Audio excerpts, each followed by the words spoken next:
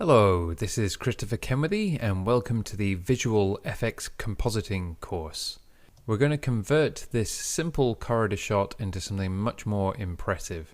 If you're doing this yourself, it may be that you've been given a piece of footage by a production company and they want you to add visual effects, or it may be that you've been asked to create a shot like this from scratch, and if that's the case, you can simply use the camera movement from your own footage like this to create something that's completely CG. We'll be doing something that's sort of halfway between that. We'll create a few CG walls and leave some of this background showing. I'll show you the other version of the clip, Corridor Dark. This one has been darkened and made bluer, and this is much more of the feel that I would want for the final shot. I've also reduced the noise in it so that it's more usable for broadcast. The problem is that because it's had its noise reduced, we can't get a good track from this, and getting a good 3D track is everything. So we'll use this original for the track, and then we can drop the colored one in when we're doing the compositing work. Just be sure that you use the most raw and original version of a clip that you have when doing the 3D track. So I'll do that now by clicking Track Camera, and that begins analyzing in the background. Just go to Advanced and click Detailed Analysis to make sure that that gets all the information that you can. Of course, if this did come from a production company, they would hopefully have put tracking markers on all the walls, and that would make things much easier. However, I'm going to show you something that is a little more real world, in that you often have to create your own shots, you're often given footage that didn't have tracking markers, and you have to make the thing work even though it wasn't perfectly shot. So here we have on the right a blank wall. There's almost no texture or detail there. So matching anything up to that is going to require a little bit of skill. We also need to get a good track of the space in the ceiling because that's where our main visual effect is going to be. I'll just turn the track point size up, and you can see we've got lots of tracking points on this wall, which is good.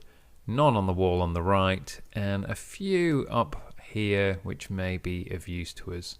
Now, if you've never used the camera tracker before, the idea is that you hover around until you find one of these targets that appears to be on the correct plane. So if we look at that, that's clearly just floating in space and doesn't look right. If I select here, that circle looks as though it might be lined up with the ceiling.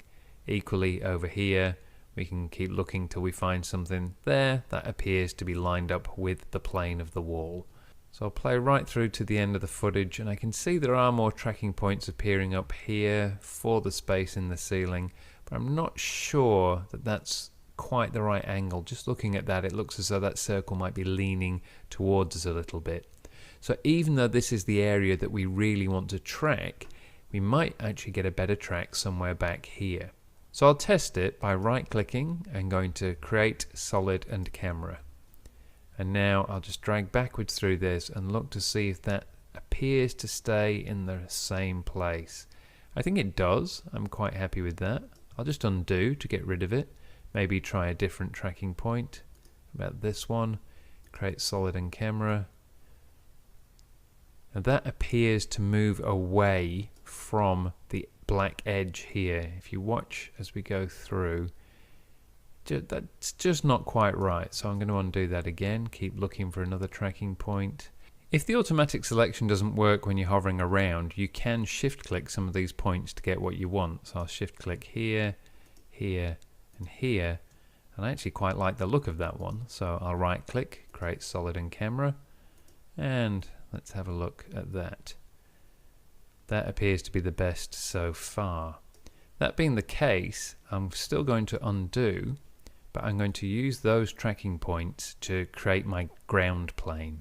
This will be very important later on when you're working in Cinema 4D. So click, shift click, and from here I right click and set ground plane and origin. Once I've done that, I can right click and create Solid and Camera. And now we need to create a solid on this wall over here as well.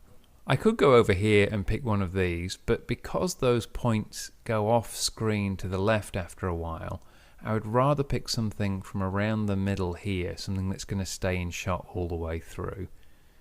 So I'm looking at that. I'm just going to right click, create solid, and then I'll scrub backwards to see if that appears to Stay in the right place. Now play through the shot. Does that look right? It does. That appears to be stuck to the wall. To test this, I can just hit S, scale that up, do the same for the one on the ceiling, and now play through again, see how that looks. Those do appear to be in the right place, lined up with the plane of the wall and the ceiling. I'll just bring up the tracking points again by clicking on the corridor layer, then clicking on 3D camera tracker. You'll notice there is nothing on the right hand wall, so we can't actually create a solid for that wall. We're going to have to simulate that later. But for now, you've created a good track and put some solids in place, and you're ready for the next step.